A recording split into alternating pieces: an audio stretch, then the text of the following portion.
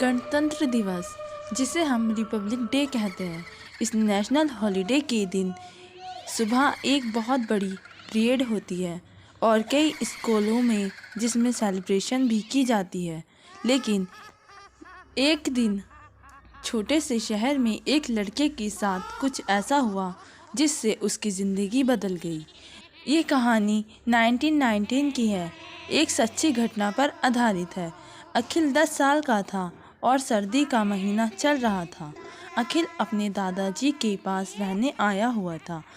उसके दादाजी जयपुर से 150 किलोमीटर दूर देवली में रहते थे।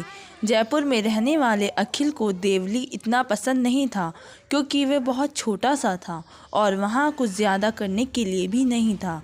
पर अपने दादाजी का लाड प्यार अखिल को हर छुट्टियों में अपने घर खींच लाता था। दादा दादी के साथ उसके चाचा भी रहते थे। उसकी चाची एक स्कूल में टीचर थी। वह जिस स्कूल में पढ़ाती थी उस स्कूल में रिपब्लिक डे का सेलिब्रेशन हो रहा था। अखिल को रिपब्लिक डे के सेलिब्रेशन में कोई भी इंटरेस्ट नहीं था। रिपब्लिक डे के दिन अपने दादा दादी के साथ स्कूल में आ गया। एक पुरानी सी गवर्नमेंट बिल्डिंग में बना वह स्कूल उस दिन दुल्हन की तरह सजा हुआ था।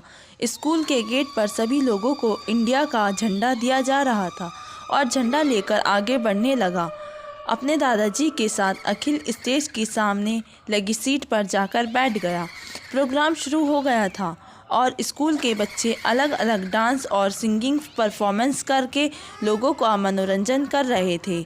लेकिन अखिल की नज़र एक बूढ़े आदमी पर पड़ी जो कोने में अजीब सी उदासी में बैठा था। अखिल ने उन्हें ध्यान से देखने की कोशिश की। सूरज की रोशनी से उनकी छाती पर कुछ चमक रहा था। ऐसे चमक रहा था कि अखिल उनकी शक्ल ठीक से नहीं देख पा रहा था। अखिल के दिमाग में पता नहीं ऐसा क्या आया। वह उठकर उस बूढ़े आदमी के पास चला गया और उसके पास जाकर बैठ गया। पास बैठकर उसने देखा कि वह चमक उनके सीने से लगे मेडल से आ रही थी। अखिल उन्हें पूरी तरह नीचे से ऊपर देख रहा था। वह काफ़ी फॉर्मल ड्रेस में थे और उन्हीं की तरफ देखे जा रहा था। उन्होंने अचानक उसकी तरफ मुड़े और उसे घूर कर देखने लगे। अखिल को उनके देखने से एक अलग सा डर लगा। लेकिन तभी उस बूढ़े आदमी ने अखिल से कहा, हैप्पी रिपब्लिक डे बेटा। अखिल ने भी उन्हें विश किया। उन्होंने अखिल से पूछा, क्या तुम भी इस फंक्शन में पार्टिसिपेट कर रहे हो? अखिल ने उन्हें मना करते हुए कहा कि वह स्कूल से नहीं है और वह भी उन्हीं की तरह सिर्फ एक दर्शक है। फिर उस बूढ़े आदमी ने जवाब दिया, जब वह अखिल की उम्र के थे तो हमेशा रिपब्लिक डे सेलिब्रेशन में भाग लेते थे।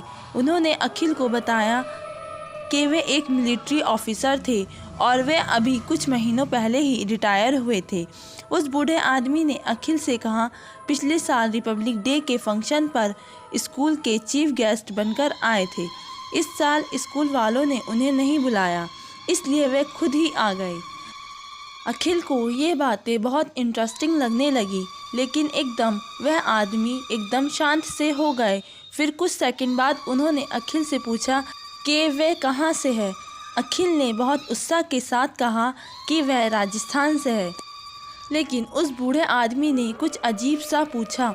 उन्होंने उससे पूछा, राजस्थान से या इंडिया से? अखिल की कुछ समझ में नहीं आया।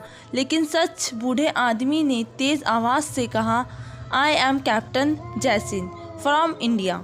उनकी आवाज़ से अखिल घबरा गया। उन्होंने कहा, हम सभी पूरे देश में धर्म, जात, राज्य और न जाने कितनी चीज़ों पर भेदभाव करते हैं, और जबकि हम सभी की एक ही पहचान होनी चाहिए, इंडियन यानी भारतीय।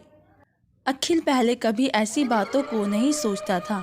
अब उसके मन में इंडिया और इंडियन आर्मी के लिए एक नई रिस्पेक्ट जाग रही थी। जैसिन अखिल से काफ़ी समय तक बातें करते रहे। कुछ ही देर में फंक्शन का आखिर का परफॉर्मेंस भी ख़त्म हो गया। अखिल चाहता था कि उसके दादा भी कैप्टन जैसिन से मिल पाए, इसलिए वह अपने दादा को बुलाने के लिए अपनी सीट पर वापस गया।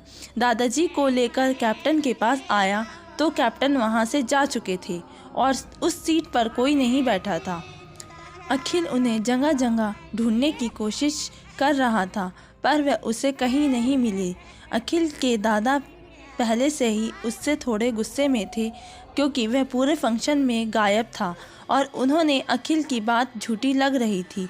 पर जैसे ही अखिल ने बताया कि वो जिनसे मिला था उनका नाम कैप्टन जैसिन है, तो अखिल के दादा एकदम शांत हो गए। अखिल को अपने दादा को देखकर ऐसा लग रहा था कि उस कैप्टन का नाम सुनकर उनके होश उड़ गए। अखिल के दादा ने बिना कुछ बोले अखिल का हाथ पकड़ा और स्टेज के पास उसे ले गए और अखिल ने देखा सामने स्टेज पर एक आदमी की फ़ोटो पर हार चढ़ा हुआ था और वह बूढ़ा आदमी कोई नहीं बल्कि कैप्टन जैसिंह था। अखिल के दादा ने अखिल को बताया कैप्टन जैसिंह की 6 महीने पहले ही गुजर गए थे और अमर हो गए थे। अखिल को अपनी आंखों पर ना तो विश्वास हो रहा था और ना अपने दादा की बातों पर। उस दिन मानो अखिल की ज़िंदगी ही पलट चुकी थी। शायद उस दिन तो अखिल कभी नहीं भूल पाएगा। आखिर कैप्टन जैसिंह ने उसकी आंखों को खोल दिया था। उस दिन अखिल ने डिसाइड किया था कि वह भी एक इंडियन आर्मी बनेगा, बिल्कुल जैसिंह जैसा। और अखिल बड़ा होकर इंडियन आर्मी में एक मेजर बन गया। उस दिन अखिल ने जिसे देखा था वह कैप्टन जैसिंह की आत्मा ही थी। इस कहानी से हमें यह समझ आता है, हर भूतिया कहानी डरावनी नहीं होती और हर भूत आपको मारना नहीं चाहता। कुछ कहानियाँ ऐसी भी होती है जो आपकी ज़िंदगी हमेशा के लिए बदल देती है।